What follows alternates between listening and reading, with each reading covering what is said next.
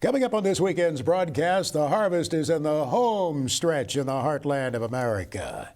Hello, everyone. Welcome to the visit this weekend. We appreciate the opportunity to come by and share a little time with you, Mr. Pearson, along with Armstrong here. Good to see you. Glad to be here, Max. I tell you what, I have seen a lot of combines running in my travels, though central Iowa hit a speed bump this week with 6 to 9 inches of snow in places. I saw that piled out there. Yeah. Some farmers welcomed a little bit of break in the action. Absolutely, and it's going to knock the dust down, which is good for those growers when they get back running. Christopher Menold was in the field in northern Kansas when we stopped by to visit with him the other day. The harvest had gone at a good pace. Actually, it was a little bit damp, and he welcomed that. He gave us an update on what he was seeing in his fields near Sabetha, Kansas.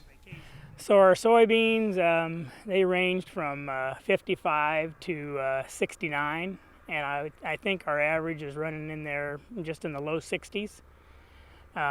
Corn, we've I don't know that have we hit under 200. I don't know if we've hit under 200 yet, but I'd say we're averaging around 215 to 220. The high end being 250 on one field, and probably the low end around 200. So on both crops, would it be toward the high end of the range of your average here? Yes. I would say our average is around 50 bushel beans and probably around 150 to 160 on corn. That would be our 10-year average. And so yeah, we're gonna be a record on corn, but beans not quite a record. We've averaged 69 or 70 on our farm before. How's it felt during this harvest season to actually see some improvement in prices amid the harvest, actually during harvest? That's been a hard one to keep up with. We went into harvest and prices started going up, and we started selling more as it was going, but we haven't been able to keep up with the price jump. So that's unusual for us to have a nationwide good crop and have prices come up as much as they have. I would imagine most growers would say it's high time. We need it. Would you agree, Christopher? I would agree with that, yes. What are you doing in your operation to try to boost that yield year to year? Are there one or two particular things you're zeroing in on to try to improve your productivity? I don't know that there's one or two things specifically. We do a lot of grid sampling and try and keep our fertility program up to shape, and we try and keep our planters in top-notch condition with trying to run mostly the latest technology on our planters.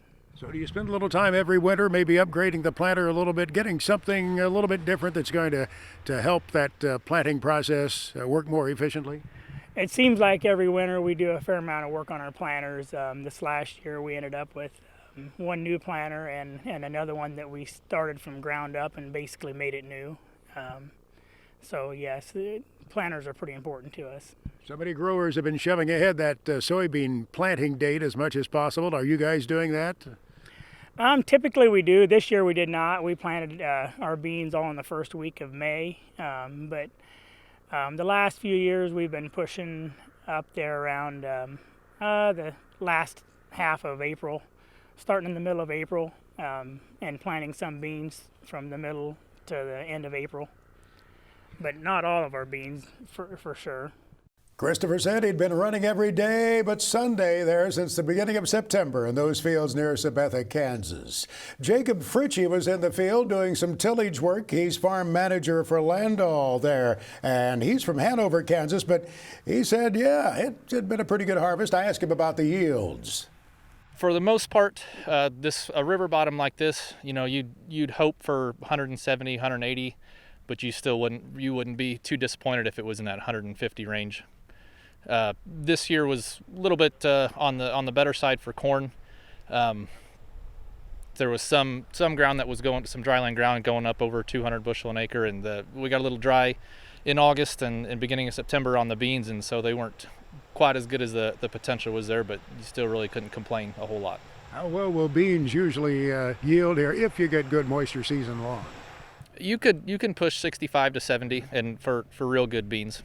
You mentioned bottomland. I think many of us conjure up an idea of flooding when that term is used. Do you get any large stream flows out of the land here? We do. We had in 2015 was a bad year here. It was we had the Little Blue over west of here came out twice one year, and nobody had seen that since like 1912 or something like that. So. Many of my friends who farm bottomland can feel your pain. They know what you went through.